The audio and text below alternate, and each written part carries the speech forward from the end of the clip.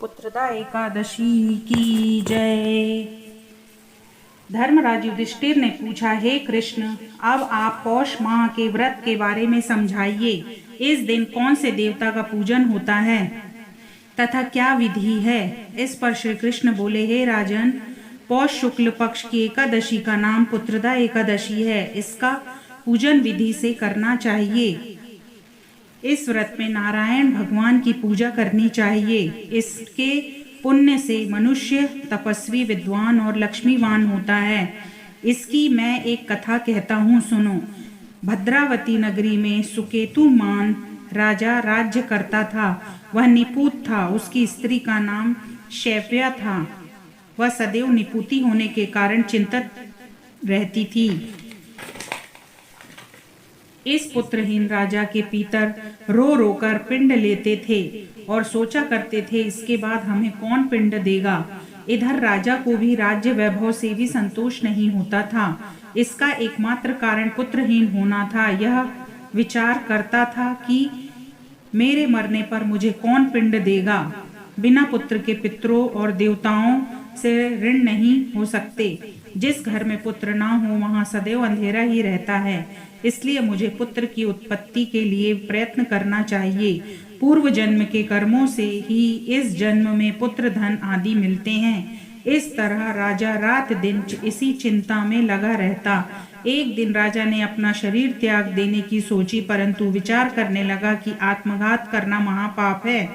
राजा इस तरह मन में विचार कर एक दिन छिप कर वन को चल दिया। राजा घोड़े पर सवार होकर वन में पक्षियों और वृक्षों को देखने लगा। हाथी अपने बच्चों और हथनियों के बीच में घूम रहे हैं। राजा सोच विचार में लग गया। राजा व्यास के कारण अत्यंत बेचैन होने लगा और पानी की तलाश में आगे बढ़ा। कुछ ही आगे जाने पर उसे एक सरोवर मिला। उस सरोवर के चारों तरफ मुनियों के आश्रम बने थे। उस समय राजा के दाहिने अंग फड़कने लगे। राजा मन में प्रसन्न होकर सरोवर के किनारे बैठे हुए मुनियों को देखकर घोड़े से उतरा और दंडवत करके सम्मुख बैठ गया। राजा को देखकर मुनीश्वर बोले, हे राजन, हम तुमसे अत्यंत प्रसन्न हैं। तुम इस जगह कैसे आए हो सो कहो। इस पर राजा ने उनसे पूछा कि हे मुनीश्वरों, आप कौन हैं और किस लिए यहाँ हैं, सो कहो। मुनि बोले, हे राजन, आज पुत्र की इच्छा करने वाले को संतान देने वाली पुत्रदा एकादशी है। हम लोग विश्वदेव हैं और इस सरोवर पर स्नान करने आए हैं। इस पर राजा बोला, हे मुनीश्वर, मेरे भी कोई पुत्र नहीं है। यदि आप मुझ पर प्रसन्न हो तो एक पुत्र का वरदान दीजिए। मुनि बोला, हे राजन, आज पुत्रदा एकादशी है। आप इसका अवश्य ही व्रत करें। भगवान की कृपा से आपके अवश्य ही पुत्र होगा। मुनि के वचनों के अनुसार राजा ने एकादशी व्रत किया और द्वादशी को पारायण किया और मुनियों को प्रणाम करके अंत में अपने महल को वापस आया।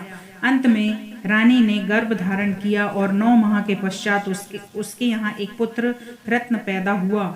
वह राजकुमार अंत में अत्यंत वीर, धनवान, यशस्वी और प्रजापालक हुआ। श्री कृष्ण भगवान बोले, हे राजन, पुत्र प्राप्ति के लिए पुत्रदा एकादशी का व्रत करना चाहिए। जो मनुष्य इसका महात्म्य श्रवण व पठन करते हैं उनको स्वर्ग मिलता है। बोलो पुत्रदा एकादशी कथा की जय। अगर आपको मेरी व्रत कथाएं पसंद आती हैं तो लाइक और शेयर जरूर करिएगा। बोलो एकादशी माता की जय। राधे राधे।